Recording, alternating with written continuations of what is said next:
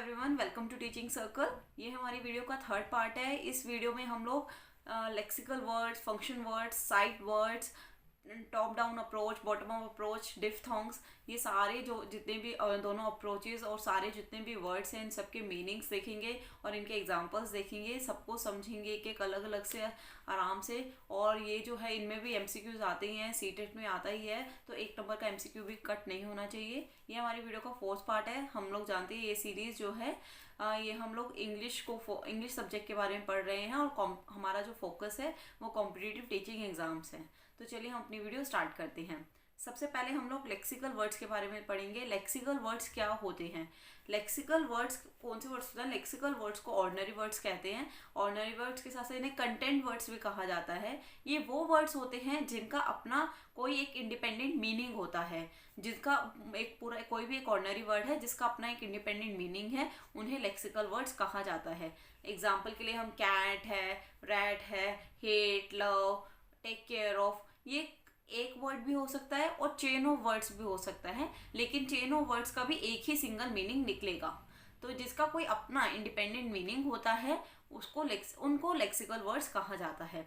एक बार हम लोग देख लेते हैं इसका exactly meaning. Normally recognise as the ordinary word. Lexical word को ऑर्डिनरी वर्ड भी कहते हैं।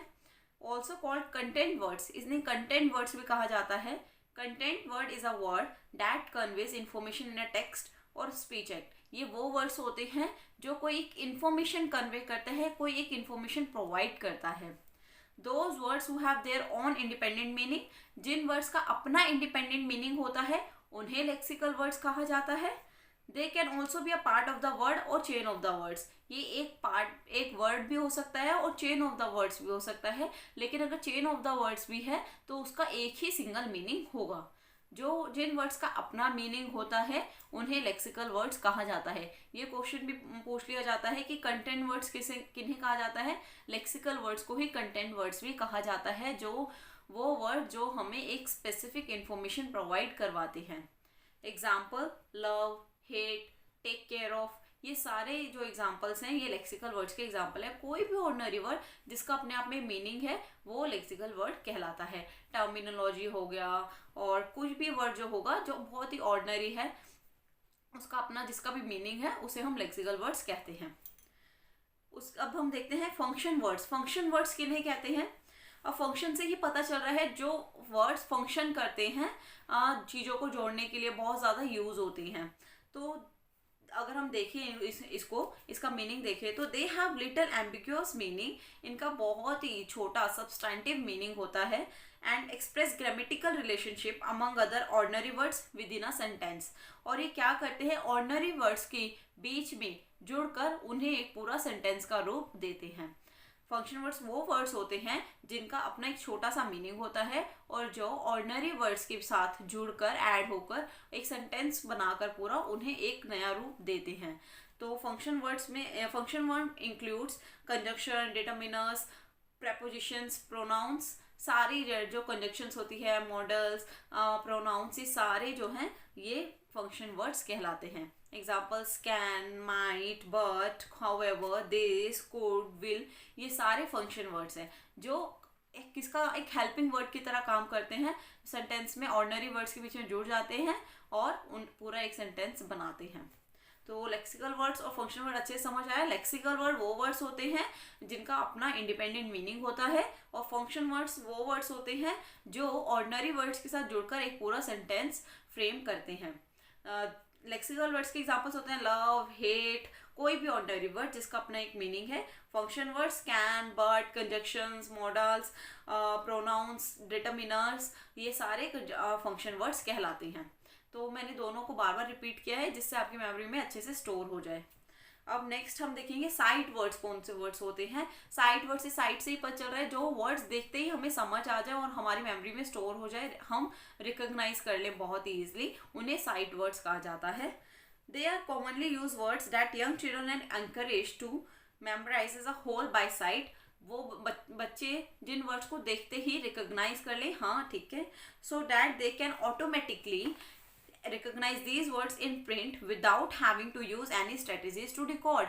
मतलब जो प्रिंट है टेक्स्ट में, हमारा टेक्स्ट बुक में जो भी प्रिंटेड वर्ड्स हैं हमारे, उनको देखते ही एकदम से जब बच्चे बिल्कुल सडनली रिकॉग्नाइज कर लें कि हम इन वर्ड्स को जानते हैं और उनको डिकोड करने के लिए उन वर्ड्स को कोई स्ट्रेटेजी यूज नहीं करनी पड़ी, उन्हें साइट वर्ड्स कहा जाता है. Sight words appear so often in reading material. Site word जो होते हैं वो हमारे रीडिंग मटेरियल में अक्सर पूछे जाते हैं, अक्सर आते रहते हैं, जिससे हम देखते हैं उन्हें रिकॉग्नाइज कर लेते हैं. ऑफन का मतलब होता है अक्सर, जो बार बार रिपीट होते हैं. गुड, बैड, लेफ्ट, राइट सारे साइट वर्ड के एग्जांपल्स हैं. वो वर्ड जिन्हें हम बार बार देखते ही एकदम रिकॉग्नाइज कर लेते हैं, जो हमारी मेमोरी में स्टोर हो जाते हैं कि हाँ इन्हें तो हमने देखा हुआ है, ये साइट वर्ड्स हैं. साइट वर्ड जो होते हैं वो प्ले वे स्कूल, फिर first class, second class, third class, सबके लिए अलग अलग होते हैं. प्ले वे स्कूल में बच्चों के लिए बी, द, इज ये साइड वर्ड्स होते हैं. उसके बाद फर्स्ट क्लास में व्हाट, हाउ, दे. उसके बाद सेकंड क्लास में ऐसे ही जैसे जैसे वर्ड्स बढ़ते जाते हैं, गुड, बैड, लेफ्ट, राइट, तो ये सारे class two class sight words जो होते हैं वो बच्चे बहुत ही ईजिली मेमोराइज कर लेते हैं, रिकॉग्नाइज कर पाते हैं. जो वर्ड अक्सर ओपनली रिपीट होते हैं हमारे रीडिंग मटेरियल में, उन वर्ड्स को साइड वर्ड्स कहा जाता है. अब हम लोग डिफ्थोंग के बारे में देखेंगे, डिफ्थोंग के बारे में पढ़ेंगे कि डिफ्थोंग क्या है. डिफ्थोंग जैसे हमें पता चल रहा है डाई, डी आई, डाई से ही, डाई का ही मतलब होता है two. The word diphthongs mean two voices और टू साउंड्स. दो आवाजें या दो साउंड, जो भी दो साउंड एक साथ निकलती है वोवल्स की, उन्हें डिफ्थोंग्स कहा जाता है. A sound formed by the combination of two vowels in a single syllable in which the sounds begin as one vowel and move towards another. वो एक वर्ड जब साउंड निकलता है कि जैसे कि ऑयल, ओ आई एल, ओ और आई दोनों हमारे वोवल्स हैं, एक साथ आ रहे हैं और एकदम से ओ से ऑयल बोलते हुए आवाज जो है, हमारा जो साउंड है वो ओ से आई की तरफ फिसलता है. वो साउंड जो हमारा एक वोवल से दूसरी वोवल की तरफ जाता है, उन्हें डाइफ्थोंग्स कहते हैं. इन डाइफ्थोंग वर्ड्स को ग्लाइड वोवल्स भी कहा जाता है, और also known as glide vowels, compound vowels, complex vowels और मूविंग वोवल्स. इन को ग्लाइड वोवल्स भी कहा जाता है. क्वेश्चन बार बार पूछा गया है, रिपीट होता है कि डाइफ्थोंग्स को कौन से वोवल्स कहा जाता है, ग्लाइड वोवल्स कहा जाता है. Diphthongs are also known as glide vowels. Glide vowels, glide का मतलब ही क्या होता है, ग्लाइडिंग मीन्स होता है फिसलना. जब कोई एक वोवल से दूसरे वोवल तक हमारा साउंड फिसलता है, ग्लाइड करता है, उसे ही ग्लाइड वोवल्स कहते हैं. जैसे ऑयल, ओ आई एल, ओ और आई दोनों ही हमारे वोवल्स हैं, ए ई आई ओ यू. तो ओ और आई दोनों हमारे वोवल्स में जब एक वोवल से आई की तरफ ऑयल, जब एक वोवल से दूसरे वोवल में हमारी आवाज फिसल कर जाती है, मतलब ग्लाइड करके जाती है, उन्हें ही ग्लाइड वोवल्स कहते हैं. ऑयल, लाउड, कॉइन, स्लाइड ये सारे हमारे डिफ्थोंग्स के एग्जाम्पल हैं. इन्हें ग्लाइड वोवल्स भी कहा जाता है. ग्लाइड मतलब मैं आपको दोबारा बता रही हूँ, ग्लाइड वोवल्स वो वोवल्स होते हैं जब एक वोवल में हमारा साउंड फिसल कर दूसरे वोवल की तरफ जाता है. जब हम बोलते हैं एक साउंड से एक वोवल से दूसरे वोवल की तरफ साउंड फिसलता है, उन्हें ग्लाइड वोवल्स कहा जाता है. और जिन उस वर्ड्स में एक वोवल होता है और उसी का साउंड आता है, उन्हें मोनोथोंग कहा जाता है. लेकिन उसके बारे में हमें इतना नहीं पढ़ना है, ना ही डिटेल में इतना ज़्यादा जाना है. बस डाइफ्थोंग्स के बारे में यही पढ़ना है कि जब हम दो वोवल्स एक वर्ड में आते हैं और आवाज़ फिसल कर जाती है एक वोवल से सेकेंड वोवल की तरफ, उन्हें डाइफ्थोंग्स कहा जाता है. डाइफ्थोंग्स का अब हम यहाँ पे एक क्वेश्चन देख लेते हैं जो पीछे एग्जाम्स में, कॉम्पिटिटिव एग्जाम्स में बहुत ज़्यादा रिपीट हुआ है. Diphthongs are known as pure vowels, semi vowels, vowels with weak sounds and vowel glides. मैंने आपको बार बार बताया है कि डाइफ्थोंग्स को वोवल ग्लाइड्स कहा जाता है, तो इसमें ऑप्शन 4 जो है वो करेक्ट होगा. Diphthongs are also known as glide vowels. Diphthongs को ग्लाइड वोवल्स कहा जाता है. जो डिफ्थोंग्स होते हैं उनको ग्लाइड वोवल्स कहा जाता है, क्योंकि इसमें वोवल्स जो होते हैं, दो वोवल्स होते हैं, उनमें एक वोवल से दूसरे वोवल की तरफ हमारी जो साउंड है, आवाज़ है, फिसल कर जाती है. अब हम लोग देखेंगे टॉप डाउन अप्रोच के बारे में. टॉप डाउन अप्रोच क्या होती है, बहुत ही ईजी है, बहुत जल्दी हम इसको देख लेंगे. The top down approach goes from the general to specific.